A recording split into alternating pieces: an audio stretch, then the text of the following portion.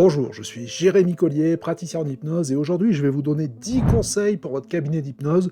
Que vous soyez débutant ou confirmé, ces conseils sont bons à prendre. Alors c'est parti pour les 10 conseils pour votre cabinet d'hypnose. Bienvenue dans Focus Hypnose.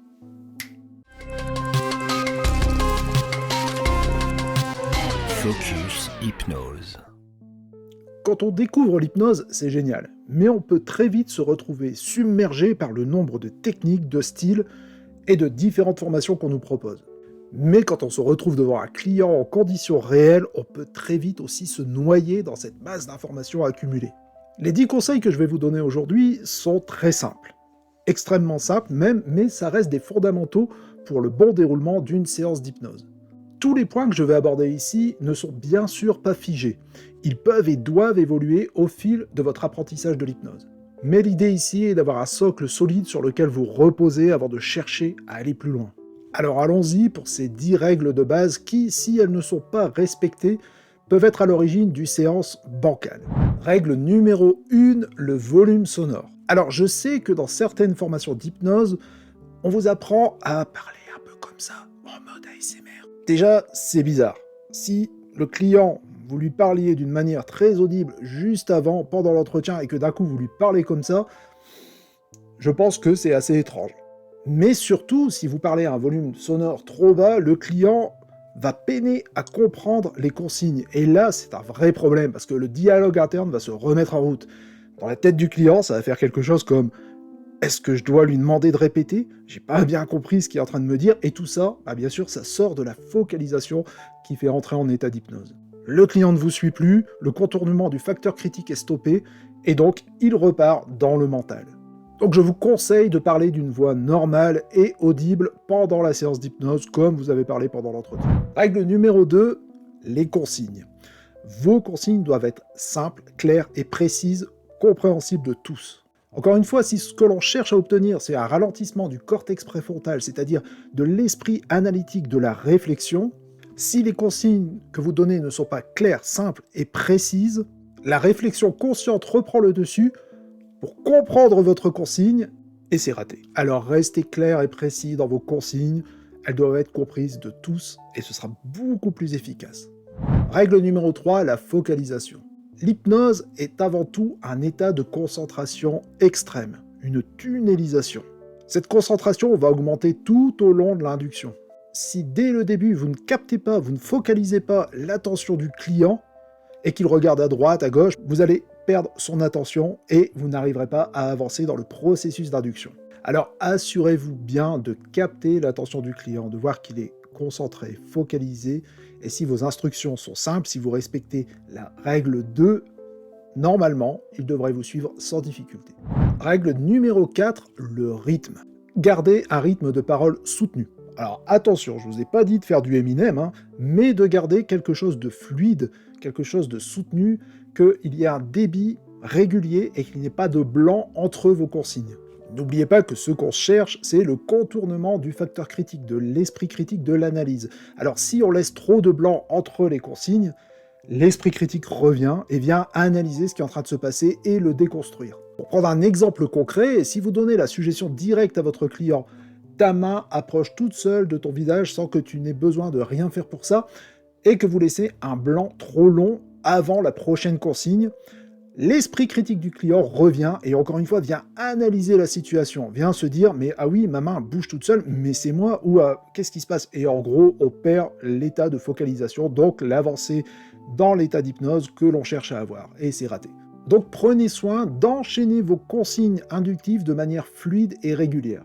Règle numéro 5, le très bien. Alors ce que j'appelle moi le très bien, c'est de prendre conscience que tous les clients sont différents. Donc vous n'aurez pas quelque chose qui va être vraiment reproductible d'un client à l'autre, il y aura des réactions quelque peu différentes, et si un effet ne fonctionne pas avec un client, très bien, et vous enchaînez. En gros, vous remettez la règle numéro 4 en place, c'est-à-dire de garder un rythme. Donc très bien, votre client n'est pas censé savoir ce que vous allez lui demander à chaque fois, donc tout ce que vous allez faire, la main n'approche pas, très bien, et vous mettez quelque chose d'autre en place pour continuer, pour ne pas perdre la focalisation. Tout est lié. Règle numéro 6, sollicitez votre client.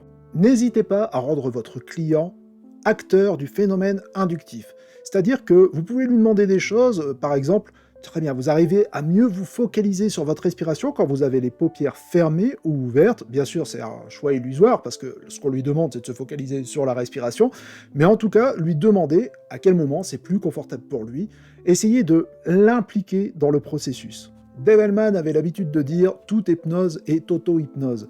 Donc bien sûr, le client a son rôle à jouer dans tout ça, suivre les consignes, lui demander du retour, tout ça, c'est quelque chose qui va l'impliquer dans le phénomène d'induction. Règle numéro 7, always test your job. Encore une phrase de Dave Hellman, toujours tester son travail, que ce soit dans la phase d'induction ou dans la thérapie. Testez toujours vos effets. Si vous demandez une catalepsie des paupières, ne présupposez pas qu'elles sont verrouillées. Demandez-lui de tester si elles le sont réellement. Une catalepsie du bras, une amnésie, tous ces phénomènes doivent être testés pour pouvoir valider l'état somnambulique, l'état d'hypnose que l'on veut atteindre. N'espérez pas que cela fonctionne, mais testez que cela fonctionne. Ce qui nous amène directement à la règle 8. Ne démarrez jamais la phase de thérapie sans être sûr d'avoir atteint l'état désiré. D'avoir atteint l'état somnambulique profond pour pouvoir travailler en régression, en parts thérapie, ça reste la chose la plus importante. Ce moment où vous êtes sûr que toutes vos suggestions vont passer, que le facteur critique est contourné, que l'esprit critique est de côté, c'est ça l'état d'hypnose. Si cet état n'est pas atteint, le client aura toujours une perception consciente de ce qui est en train de se passer, une analyse, et là on n'est pas du tout dans ce qu'on veut en hypnose. Le client ne pourra pas bénéficier d'une vraie séance d'hypnose, il sera déçu et vous serez déçu de vous, de votre séance. Donc assurez-vous toujours d'avoir atteint cet état d'hypnose, même si cela prend plus de temps.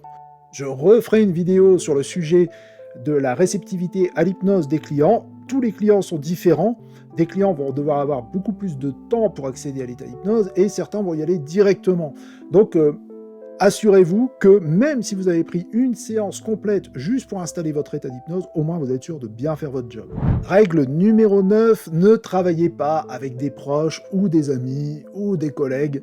Même si ce n'est pas facile de se jeter à l'eau, ne cédez pas à la tentation du genre « Ah, j'ai justement un pote qui veut arrêter de fumer et je vais me faire la main dessus pour l'aider. » Vous allez droit dans le mur, je vous le garantis. Ou je vais m'entraîner avant d'ouvrir mon cabinet pendant 6 mois sur la famille. Non, ça ne marchera pas.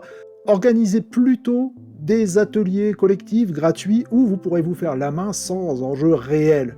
C'est très très formateur, je peux vous le dire, ça a été vraiment là où j'ai vraiment appris tous mes phénomènes hypnotiques, où j'ai vraiment appris à être à l'aise avec tout ça. Juste, vous louez une salle et vous faites des démos d'hypnose tout simplement. Et ça se passe en général très bien. Et enfin, règle numéro 10, allez à la source. Pour continuer à apprendre et donc à progresser, je vous conseille d'aller chercher l'information à la source, c'est-à-dire chez les pionniers de l'hypnothérapie, tels que Dave Hellman, William Kroger, Gil Boyne ou encore Charles Tebetz. Dans mes livres ou mes formations en hypnose, je n'ai ni l'envie ni la prétention de dire que j'invente des nouvelles choses en hypnose. Mais c'est une grande fierté pour moi de pouvoir transmettre, de par ma pédagogie, tout ce que j'ai appris de ces grands pionniers de l'hypnose. Nous voici arrivés à la fin de cette vidéo. J'espère que ces conseils vous aideront à bâtir une base solide pour vos séances d'hypnose. N'hésitez pas à partager cette vidéo si elle vous a plu, si elle vous a semblé utile. Je suis Jérémy Collier, praticien en hypnose, formateur et auteur. À bientôt dans le prochain Focus Hypnose. Focus Hypnose.